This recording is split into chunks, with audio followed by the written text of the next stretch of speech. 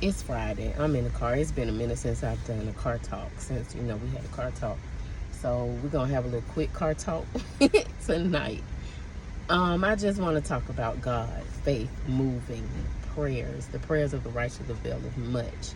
A lot of times we believe God, we trust God when other people are going through things, and we have that faith that size of a mustard seed. We can encourage them, and we can believe for God to move on their behalf. Hold on, let me get this food. But what about? Thank you. Have a good night. Excuse me. Okay. But what about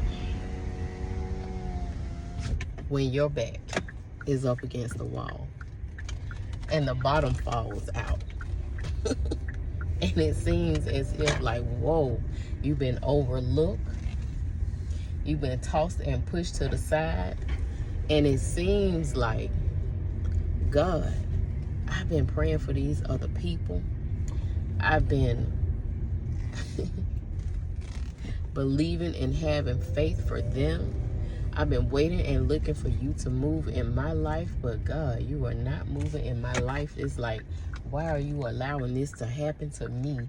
Why are you allowing this to happen to me? Why are you, oh Jesus, why did this come upon me? You start looking and moving and thinking like that, but you forget that you have faith the size of, I can't even get it out, y'all. It's so in me.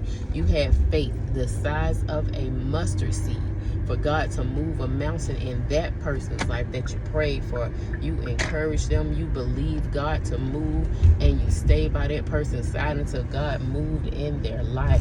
But now, because it's your back up against the wall, it seems like your faith is gone. But I come here to tell you today to serve notice on Satan and tell him that the devil, to tell him that he is a liar, and to let you know that the devil is a liar.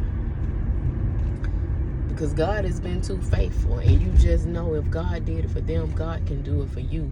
So you tell Satan to get thee behind you and get up under your feet, because it is written that man shall not live by bread alone, but out of every word that proceedeth out of the mouth of God.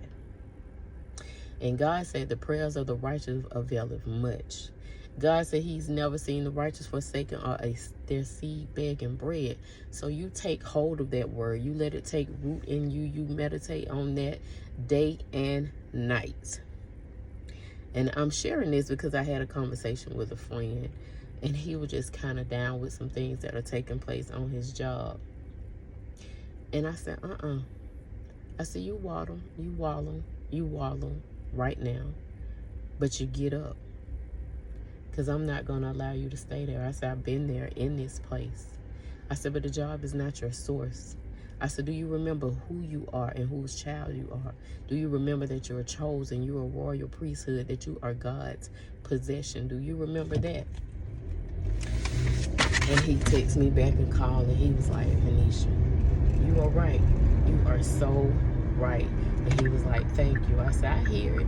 I still hear it in your voice, but I want you to know that you got this, and you never know what door God is opening up for you. You don't know how God is going to move in your life. But one thing for certain is, if God did it for the other person that you prayed for, he can do it for you, because God has not forgotten about you. Okay? That's all. I just wanted to get on here and say that. I just wanted to get on here real quick and say that, and just let you know that God has not forgotten about you. And if you had faith the size of a mustard seed for God to move on behalf of somebody else, you better find that mustard seed of faith and watch God move on your behalf. And just tell him thank you. Just praise him for his faithfulness. Just praise him for his goodness. Just praise him for his mighty acts.